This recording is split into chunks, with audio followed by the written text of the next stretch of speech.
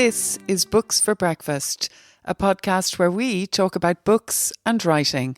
I'm Enda Wiley. And I'm Peter Sirr. And you're all very welcome to this morning's show.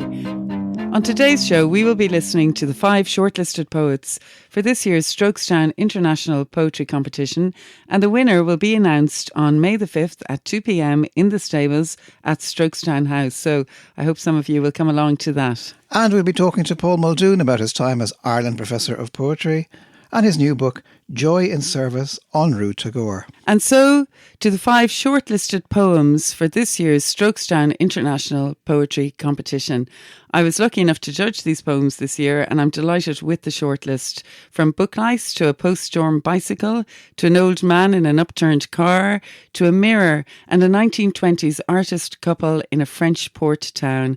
These are poems of great imagination and distinction, and I hope you enjoy them as much as I did when I first encountered them.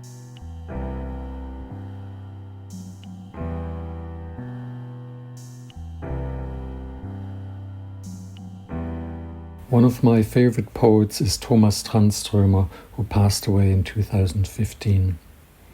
I was reading his collection The Half-Finished Heaven when a couple of book lice ran across the page, and I imagined what their life might be like.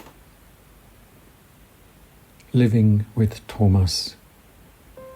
The book lice love Thomas Tranströmer. When they sprint across his pages, I can hear them sing in Swedish. His words make them joyful, and for a moment they forget, with every page turn, their lives can be wiped onto the paper to the silence of a blood clot. What decides their death is how long I linger on each poem. They act goofy on the page, like commuters wearing life jackets or carrying packed suitcases to a dry country. All of them are just born, starting new lives, except for the 5-week-old elders who lie listless, face to face in an endless buffet of eggs. The bedrooms are located in the spines of the books, where they keep their kitsch, where they ride on fungi deposits stored away for winter, play king of karaoke and warm dancing, kiss each other goodnight on the forehead and sleep knotted like briars. When retiring from eating glue and disfiguring pages, their organs speak in clicks to new words learned. This close to Thomas Tranströmer, they fall asleep in the pages as in sheets of sugar. Hi, I'm Denise O'Hagan, reading my poem Mirror, which came into being not from any specific incident, but rather an abiding fascination with mirrors as secret repositories of everything that passes in front of them. Mirror, a shadowing of the glass, a sudden misting as of a breathing past, the turn of a powdered cheekbone caught on the off chance. How she'd lean in to smooth her hair at night, glisten her lipstick in the hall's half-light, softly cursing all tight-fisted landlords from here to eternity, and always stopped at the door to flutter me a kiss as she departed at odd hours in high heels. How I'd never have swapped my ma for one of those boring ones. How even now I find myself seeking the wells of her eyes in the watery light of other halls, only to be offered the mirror's smooth return of me to myself.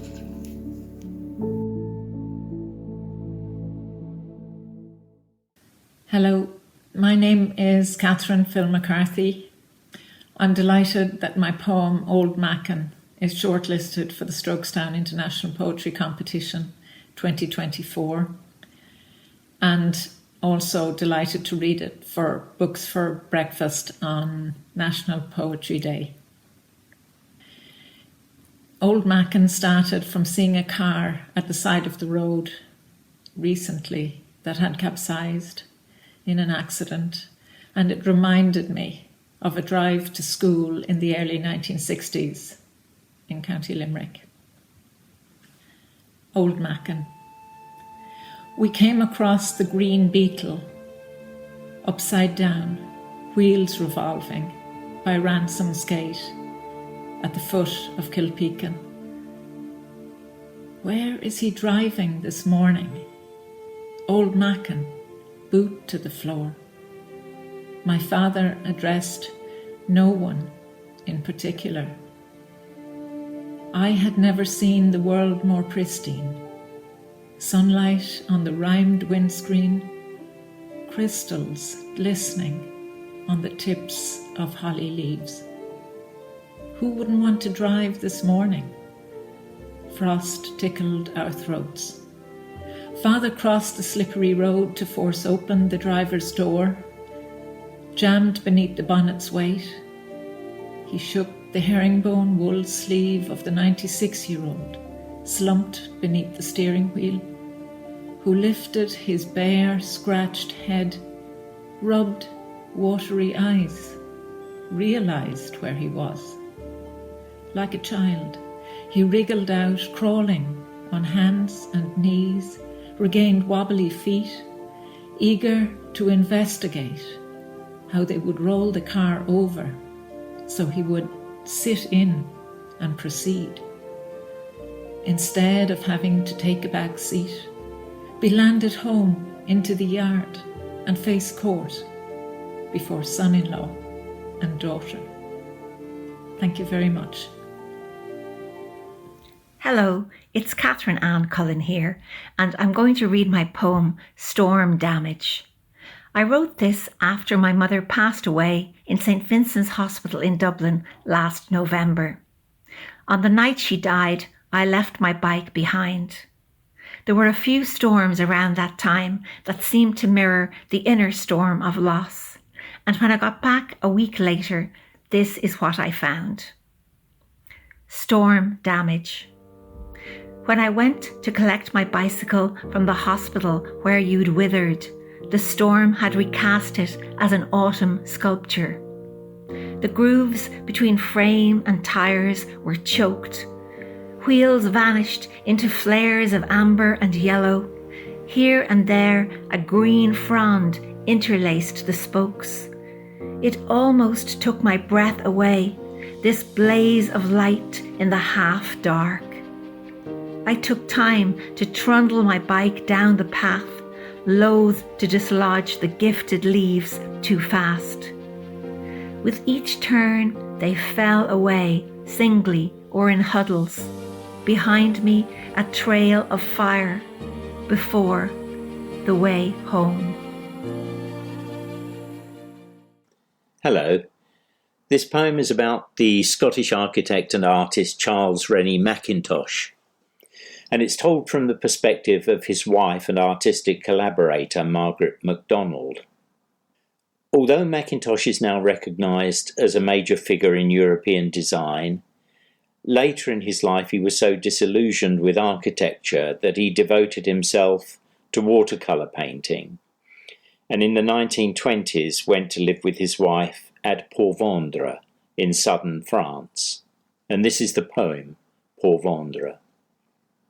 Checkered tables are laid for lunch on the Rue du Soleil. From the street's upper windows, geraniums flame through ironwork. Rooftops climb the town's foothills where we walked from the Quai Forgas. Vine terraces grip the outer slopes, basking in their Pyrenean sun traps. A bottle of Collioure for company, and we're busy with our day books. Your hat tied on with string. Sea wind lifting my skirt as the weather closes in. I pack away crayon and pens, suddenly alone on a headland with the echo of goat bells. People say I don't mention you much, but I've come back each spring to sketch freighters along the wharf, the lighthouse you loved at Cap Bea, cafe awnings where Malon's yard used to sing with saws and hammers, the spit of a welding torch. I catch my breath. It's festival time, and we're parading with strangers through the torchlit streets. Soon we'll laugh among friends in the hotel bar after supper. Your eyes alive with cruel wit. For so long I watched you, wasting at your workboard over buildings never built. At least you found a place to paint before surgeons stole the summer. So here's to you, Toshi, as I scatter our years from the quayside. Fishermen preparing their boats before heading out tomorrow.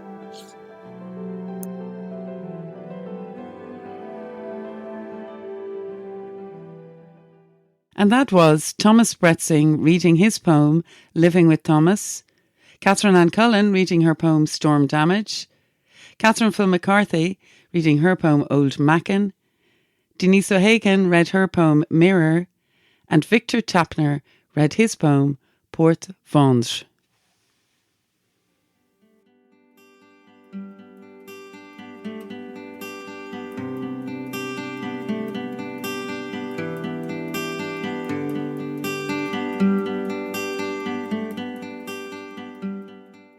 Well, we're here this morning in the Centre for Literary and Cultural Translation, Trinity College, and we're joined by Ireland Professor of Poetry, Paul Muldoon, on the very day his new book, Joy in Service, En route to Gore, is published by Faber.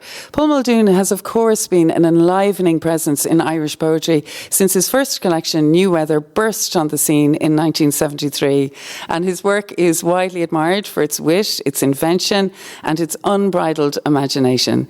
His 15 collections of poetry include Moy, Sand and Gravel, for which he was awarded the 2003 Pulitzer Prize for Poetry, and his numerous awards include the T.S. Eliot Prize, the Griffin Prize, the Piggott Prize, and the Queen's Gold Medal for Poetry.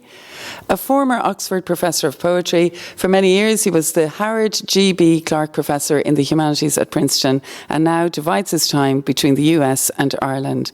So, Paul, can we ask you to begin by reading a poem from the new book? And we're absolutely delighted that you're here today at the breakfast table. Well, I'm delighted to be here with you, and I'll read, if I may, a poem called Coy Wolves.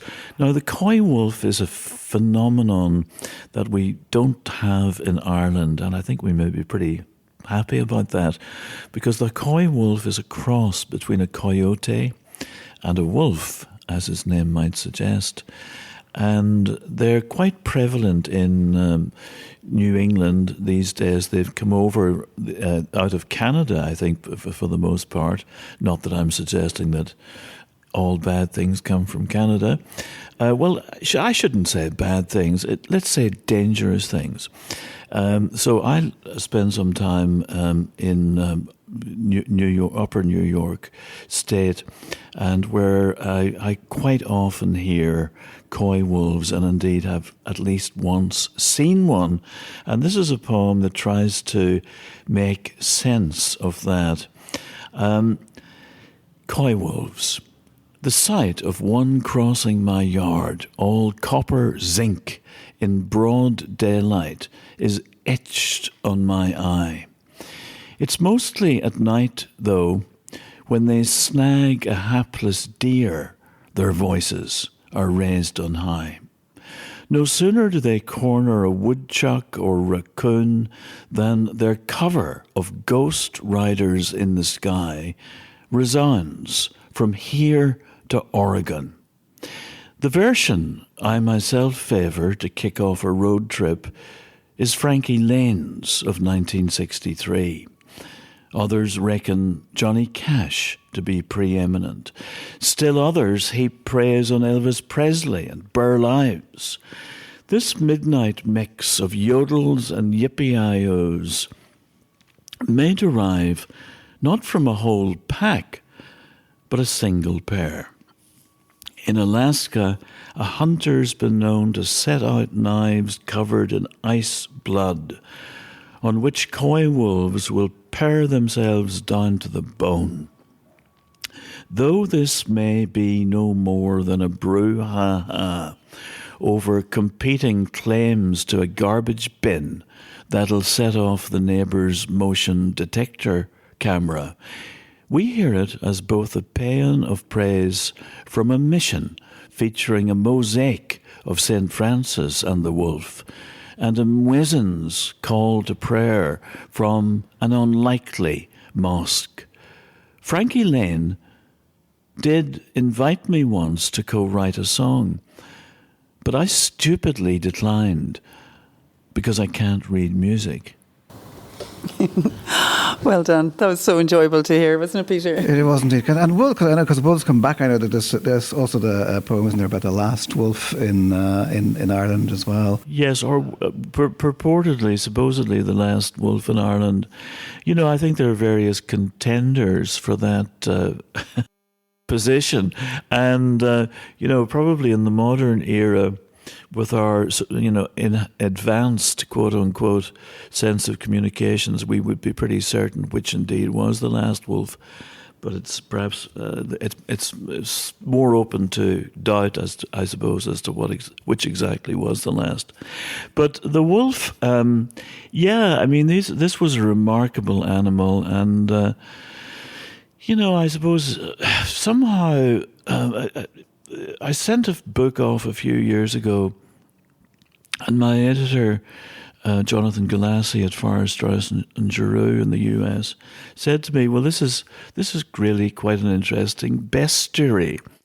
And I realised that, I mean, it hadn't struck me at all, of course, because one's not necessarily conscious of what one's up to, you know, as you know yourselves. But I hadn't really realised that there were so many animal poems in it, you know, and I realised that when I do think about it, that actually I've written a lot of animal poems, and, you know, through the history of poetry in English and many other languages, you know, there's some really fascinating poems about animals. It's just such a rich area. Somehow. Paul, can I ask you, you're Ireland, as Enda was saying, you're Ireland Professor of Poetry, and I was wondering, I mean, it's obviously a very demanding role, and have you been enjoying it? Well, you know, honestly, I think it's fair to say that, you know, compared to coal mining or, I don't know, plumbing perhaps, it's not necessarily the most arduous of roles. I mean, it's one I'm very glad to have. I believe I'm the 9th Ireland Professor of Poetry. It's been held by a number of distinguished Irish poets. And it involves, it's a 3-year appointment, though one doesn't necessarily spend an entire year on the job, as it were, part of a year.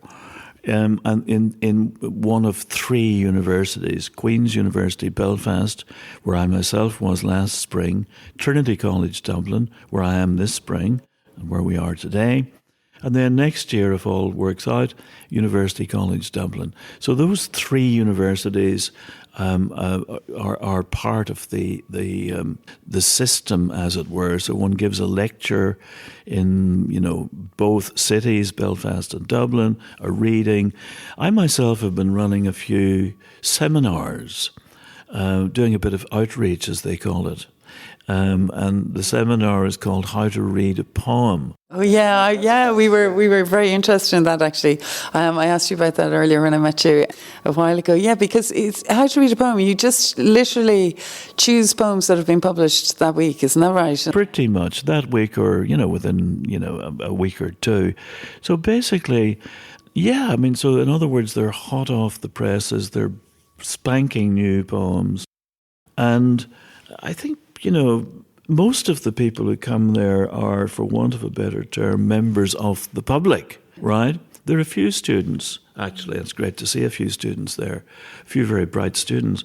But most of the people who show up, and this was true in Belfast also last year, you know, maybe 60 or 70 people show up. Because needless to say, people are fascinated by, well, I mean, perhaps it's a bit naughty of me to entitle it How to Read a Poem, but it certainly gets people's attention, because most people, including very well-educated, well-read people, people who read novels, lighting one novel off the other like they were smoking cigarettes, right through the year, reading history and biography and all the rest of it, wouldn't dream of reading a book of poems from one end of the decade to the next because they're worried about it. They're afraid of it. Yeah, they're terrified. I wonder, did you ever get the poet who was that week's poet? Did they ever actually turn up to the seminar? Not only has one turned up, but one actually offered himself as a victim, as it were, which is great. I mean, one of the things, of course, is that there's a long tradition, both in the university, of course, but also beyond the university. I spent a lot of time in Belfast and was a member of the so-called Belfast Group, which was a workshop for, what would one say, grown-ups, as it were, in which we, one person would present a little packet of poems each week, and they were discussed. And one of the things that I'm certainly in my experience in Belfast, where I lived until I was about 35, there was a very frank discussion of one. We talked quite freely about one another's poems, and in a way that, which I think, obviously we get very attached to our own poems, and we don't necessarily want people to be saying, I'm not so sure if your poem quite works. We don't want to hear that. However, it's better to hear that from a bunch of like-minded spirits, as it were, rather than from somebody writing in a magazine or something, Better to head it off at the pass. But also, I think, if you're in the poetry business, you've got to be willing to take criticism. It's just part of the deal. And when you put yourself out there, you have to accept that not everyone is going to like your little poem, including yourself, maybe. I wonder did you find out? I wonder, like, when you were doing that, because it's kind of like getting a snapshot of the current poetry scene. Totally. And so what did you learn from that experience? I wonder, did you get a sense of what is going on? Well, I think it's fair. So I was drawing from poems that would be available on the high street, known as Easons. So that, we might have a poem from the New Yorker, the New York Review of Books, the London Review of Books, the TLS, the Irish Times, of course, which publishes a poem every week, or I think it's every week. Various other magazines, The Spectator, The New Statesman, whatever that might be, that you might pick up in a store, Poetry Ireland, whatever the magazine might be. So I think one of the things that comes across is actually that poetry is perhaps, I shouldn't necessarily feel obliged to say more than at any other time, but certainly it's a time at which poetry is very various. There are a lot of different ways of writing a poem, different schools, I suppose. And I don't know if one predominates, and which I think is really healthy. So it's very various in every sense. And that's a fabulous thing. I mean, one of the first poem we read on the first How to Read a Poem was actually from Private Eye. E. Jarvis Thribb, who E.J. Thribb, I know him well. Yeah. E.J. Thribb, who is the elegist there in Private Eye, and you know what? I mean, I think that took some people by surprise that one would be reading a poem by E. Jarvis Thribb. The fact of the matter is that E. Jarvis Thribb is very good at what he whoever he is, at what he does, And so farewell then, isn't it? Yeah. So farewell then. Whoever it was, you did this and you did that. But you know what? One of the things that we try to figure out with any poem by E. Jarvis Thribb or Alfred Lord Tennyson is, what is it trying to do? Yeah, that's one of the things one tries to figure out. One's not expecting E. Jarvis Thribb to be doing what Tennyson is doing in memoriam, though frankly, I mean, it's conceivable they're not doing all that, what they're doing is not all that different. So, E. Jarvis Thribb is no better or worse than Tennyson. They're doing a very particular thing and actually more often than not doing it very well, very amusingly, for example. So anyway, it's been a lot of fun to do that. Yeah, I was just about to say that. It sounds such fun to do that. And I suppose as well, you can be positive about a poem, but as you said, it's an open environment where people can also say, I really disliked that poem. And if they say why they disliked it and they had reasons, I suppose it's as valid as being positive about a poem, isn't it? Well, I suppose mostly because of my training in the academy, let's call it, I discourage the words like or dislike. I suppose in our everyday interactions, we might say, I really liked so-and-so's new book, or I really hated it, it's absolute garbage. However, one would probably not quite say that in a polite society. So I mean, which the seminar room essentially is. So I would tend to encourage people to use terms like, not that I'm shying away from it, but, this is not as effective as it might be or whatever. But I mean, certainly that's nothing compared to what you do see in reviews. But I think it's fair to say in this particular context, it's a slightly more mannerly affair, which is not to say that punches are pulled, because I think there are ways of saying that this doesn't work. Well, that's one way of saying it, right? It doesn't work. And I mean, that's like saying to a plumber, you've done your best here, but guess what? The hot water doesn't work. And it's not, you're not saying to the plumber, you're an idiot. You're not actually saying that. Well, you can't, and because he or she can say, well, actually, let me have another go at that. Yeah, exactly. You're very good at titles. I loved the title for your talk. I went along and heard you give a talk called Make Like a Bird in Trinity, but you've been giving that talk elsewhere as well. You described it as a musing upon various topics, including, but not restricted to, Michael Longley, the Royston Crow, Galoshes, Eleni Quilnon, the Voyage of Muldoon, Macecht the Cupbearer, Incest, and the Popish Pot. So is there a strong connection, I was wondering, for you, between writing a poem and writing a lecture like this? I'm just kind of thinking of that sort of wide range and serendipitous connectedness, and it reminds me very much of your own way of writing poems. Well, I do think that all writing it's part of one activity, and the kind of lectures I give, I suppose, are slightly out of the ordinary. That would be a kind way of putting it. But I would say if you want to hire a lecturer, what I do is something slightly different. And it is more often than not always, but more often than not, it is associative. And, the hope is that out of these associations, actually some clarity, some clarification might emerge. That's the idea. So Make Like a Bird is the title of that particular lecture. Last year's was called Talking Hens. And there'll be, the idea is that the three lectures from the time will eventually be published, and they'll be connected. In each case I talk about at least one former Ireland professor of poetry. Last year, John Montague, and this year, Michael Longley, Eleni Quilnon.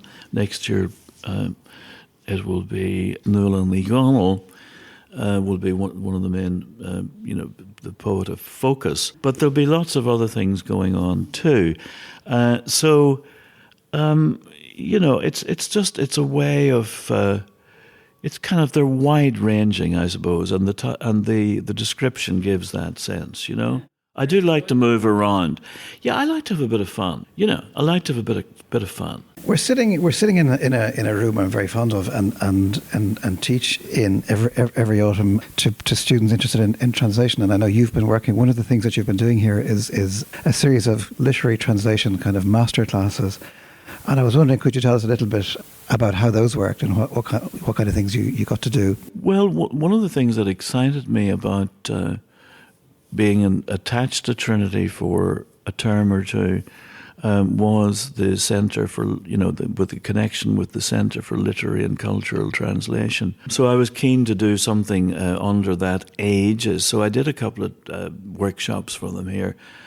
But of course, translation it's just something I think many poets are really interested in. I mean, there is a school of thought, and I don't necessarily dissociate myself from it, that in a way all poetry writing is a form of translation. There is a way of thinking that would, by which that is not overly outrageous as a concept. And certainly I started translation myself when I was a teenager. And that was at a time, that was the 1960s.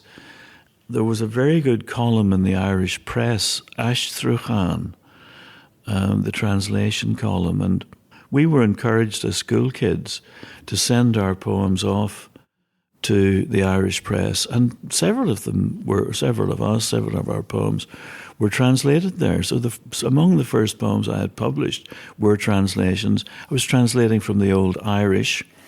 When I say the Old Irish, I actually mean modern Irish in this case. Particularly, I was very interested at that point in the poets of South Armagh, Peadar O'Durneen and Art McCooey and Seamus Dáil McCurtha and people like that who continue to enthrall me. And so anyway, it's been a feature of my. I mean, many of my books actually include a few translations, and this new book is no exception. So I've got this little poem here, which has been translated by many hands, as they say. I mean, so much so that you might say, well, really, do we need another translation of this thing? And to which I say, yeah, because much as I admire, various translations that have been done of it, I feel that somehow it hasn't been quite the whole story. And I'm not sure if I have the whole story here either, any more than the latest Emily Wilson's translation of the Odyssey or whatever it is, or the Iliad, is the whole story. It's a story for this moment, and next year there'll be another one, right? And these poems allow for many return engagements, So this is the little poem, it's sometimes translated as the blackbird over Belfast Lough. That this one smallish bird might fill an amphitheatre with the trill of notes from its yellow bill is truly awesome. A shock wave over Belfast Lough from a branch already chock-a-block with wind blossom. Absolutely beautiful. Well, thank you. I mean, as I say, it's trying to, first of all, one of the things that I feel that, I don't know if any of the translations by the various poets, including a number of my friends who've had a go at this, one of the things that is notable about this poem, which of course was written down in the 9th century, it could be a bit earlier, we don't really know, is that it uses rhyme in a way that is quite striking. It's A, A, A, B, C, C, C, B. And, there's some question as to when rhyme entered Europe as a phenomenon. There are theories about whether, some people say the Romans and the Greeks were rhyming. Some people say not. It should be pretty obvious. It should be easy enough to determine this. But, my own feeling is that the Irish were in early. I don't know if that matters. Who cares? But I think we were, actually. Oh, it does matter. Yeah. We beat them to it. But the rhyming in that makes it very playful as well, doesn't it? It's beautiful to hear it when you said it. Yeah. It's a lovely sonic power to it, isn't there? Well, the thing is, if you think about it, actually I'm just thinking about this as I speak here. It might even be mimetic. It might be miming something of the blackbird's own song. and it's repetitive things, which of course is the feature of many bird songs. But so, the key here is the connection in this, imagistic poem. It's a poem that, could have been written. In fact, Kuno Meyer, I think it is, has a point. He makes a point along the way. The great, German translator from the Irish, and he talks about how the Irish and the Japanese have a kind of fellow feeling, in that the half-said thing is to them is dearest. That he says, So there's this little connection. The basis of the simile or the image is the yellowness of the bill and the yellowness of the whin. So that's the point at which, like, my love is like a red, red rose, my bill is like a yellow, yellow whin type of thing. So, I mean, that's at the heart of it. And I don't, and I hope that one wants that to come across. Andrew, I was talking to Andrew Fitzsimons last year about his on this podcast about his translations of Basho. Which are fabulous, yeah. They really are. Yeah, they are great. They're brilliant. And but yes, you get that really strong sense of that that kind of confluence of those two sort of urges in Japan and Ireland. That kind of observation of just what is there in front of you, and making a contact, and making a contact between one thing and another. But just getting back to the new book, I mean, it's as various and it's as wide-ranging as all the other books. Bardi Men, Irish Slavers, The Last Wolf in Ulster, Disease, Repair, Pogroms in Belfast and the Ukraine. And it seems like war clearly casts its shadow on the book. And one of the first that we encounter is the long poem Near Izium, which we first read in the Irish Times. It's dedicated to your fellow writer, Andrei Kurkov. And I think you said of it, I think in an interview, Putin's assault on Ukraine is an assault on us all. This poem is my way of enlisting. And I suppose my question was, do you think poetry owes a kind of civic duty to its readers? Because I remember all those years ago, those lines from Lunch with Panchavia, just look around you, people are getting themselves killed left, right and centre. While you do what? Right, rondo. There's more to living in this country than stars and horses, pigs and trees and so on. So I just wondering, is Near Izium a kind of difference, or is it? Do you feel now that it's part of the poet's job, or one of the jobs, to kind of attend to what's happening in the world, if you like, beyond the desk? Well, I don't know if there are any requirements in the poetry business. Right, I think that's the first thing I would say. I don't know if one's required to do anything. One's not required to write about blackbirds any more than one would be required to write about, war, let's say. However, as citizens of the world, I think it's inevitable that these matters press in, They are part of of our day-to-day experience. And, in my own case, having been brought up in Northern Ireland and lived there, I left there, insofar as I left it at all, in 1986. So having lived there through the 70s, late 60s, 70s, 80s, certainly there was a sense that this was a society, still is, where things are not cut and dried, they're not determined, and where there were clearly conflicting ways of thinking about the world. So in my own poems, sometimes less directly, so that, for example, in my first book, there are a couple of poems that connect the Native American experience with the Northern Irish experience, and there are connections between them, because actually, put very crudely, some of the methods that were used, for the extirpation of the Native Americans in many quarters were actually tried and tested in Ireland by various people, including the English and indeed the Scots-Irish. So, those poems, there was one which is called The Year of the Slows for Ishi, which was really influenced, believe it or not, by Bloody Sunday in Derry. I wrote it immediately after Bloody Sunday.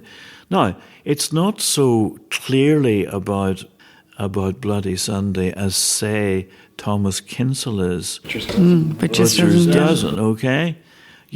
Which is making no bones about what it's about. So, I mean, and so I suppose in this book, I think it would be fair to say that that poem that you mentioned after Near Isium is, is making fewer bones about what its subject matter is than some others. But I don't think there's, one size doesn't fit all any more than, I'm very interested in basically trying not to repeat myself.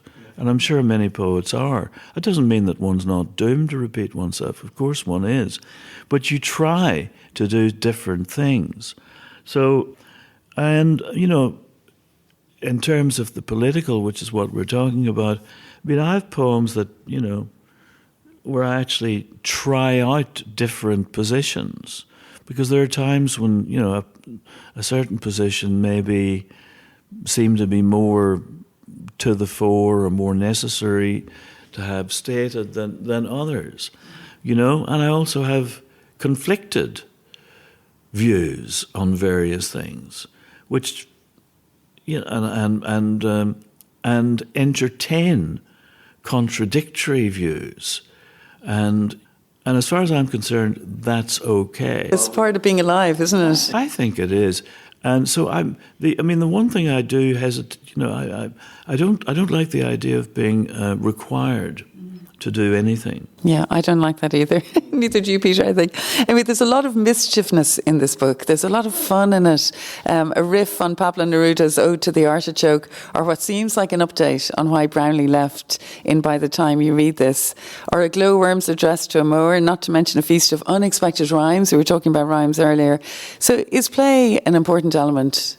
We're back to the poet's toolkit again, but is play important to you? And is there enough of it around, do you think? No, never enough. Never enough. I think to go back to how to read a poem, I think one of the problems, I think that one of the things that puts people off poetry, certainly in their intellect, as they imagine it might be, is that they imagine more often than not that it's very dry and very solemn, and of course some of it is. But I'm a big believer in fun and games, and that's how how else are we going to get through? You have to.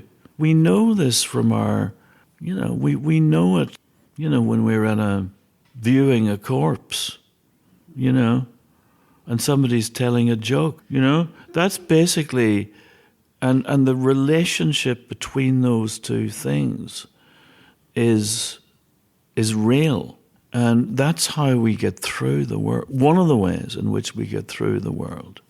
Do they kind of just come at you, the poems, or do you sit down and say, I'm going to write a poem today? No, you just wait for them to come. Totally. Yeah, which is the best way, I think, isn't it? They're all visitations. Right. So much so that I've said this a few times along the way, and people find I know that people think it's weird, but I just I can't. I can only say what my experience is, which is that truly I actually don't feel that I write these poems myself. I myself don't write them. It's not that I'm completely lying there in a heap. It's not that I have no role, but my role is, more and more, ideally anyway, my role would be to allow it to be as the best it can be, and not to get in its way and basically not to mess it up, Yeah, I agree with that. And also poems can surprise you then. They go off and they have their own life as well. So you have to let them go, don't you? Well, if they don't, my own view on that is very simple. If they don't surprise you, They're not going to surprise anyone else. They certainly are not. You do not want to bore yourself, that's for sure. So, Paul, you're going to finish up now with a poem called MRI, and we'd love to hear you read that. And congratulations on this really beautiful book. I think I'm really urging everybody to go out and get it. So this poem is called, The MRI. The MRI, and on cue there we have I believe it's an ambulance going by. I know. Yeah, we paid them well, Paul, just at that exact moment. So, I mean, this is, I suppose the fact of the matter is that as one advances in years, and in some cases not necessarily even before that, one has encounters with the medical profession. So the MRI is that machine where you have your image, the image of your body. And this is a poem that's written, it's actually, for what it's worth, it's a sestina. So it takes a version of 6 end words at the ends of each of the 6 lines in each stanza and turns them over a little bit. So so it's basically a description of what it's like to be in the kind of claustrophobic atmosphere of an MRI machine, and also it's like a kind of little history of human experience, from the Neanderthals, whom I'm very interested in, right the way through. So anyway, it's been a pleasure to be here. Thank you very much indeed. Really enjoying it. Okay, so we'll listen to the MRI now. Thank you very much. The MRI.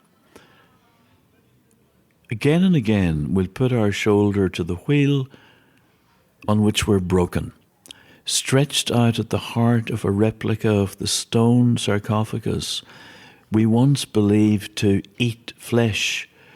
We still have a straight shot at the Strait of Gibraltar, where we first found a shoulder to cry on, long before the flash of an iron-rimmed wheel on a limestone pavement, where we first had a little heart-to-heart, where we first developed our sense of the straight and narrow, through the first stone, first rubbed shoulders with pigment traders, first made a colour wheel, first thought to flush dyes through our own flesh so as to map what lies within our hearts, first reinvented the wheel that will run straight only with a camber, first gave the cold shoulder to a pigment trader, first chipped away at limestone till it actually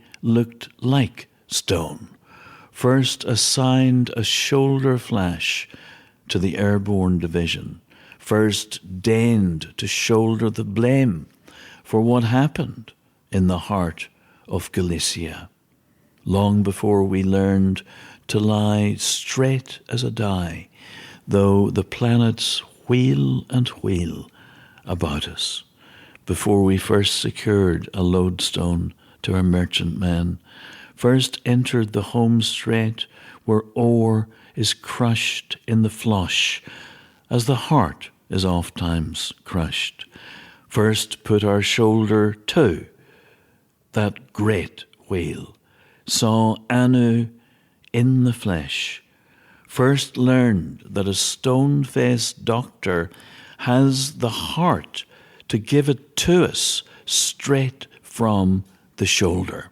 Thank you very much. That was wonderful to hear. That was Paul Muldoon reading the MRI from his new book, Joy in Service, En route to Gore. And thanks again to Ireland Professor of Poetry, Paul Muldoon. And information about everything on this morning's programme can be found on our site, booksforbreakfast.buzzsprout.com. Thank you, Paul. I think we've reached the end of our Books for Breakfast podcast this morning. I'm definitely rushing off to have more coffee. And I'm Enda Wiley and I have Peter Sirr here with me. And Peter, would you like to tell everyone about the details of the podcast if they'd like to listen again? Well, you can subscribe at all the usual sources, Google and Apple and so on. And if you want to check out the notes that go along with this podcast, you can go to booksforbreakfast.buzzsprout.com. And yeah, so we'll be back again. We'll have the toast on, we'll have the kettle boiling, we will have more books to discuss, and we're looking forward to having you here. So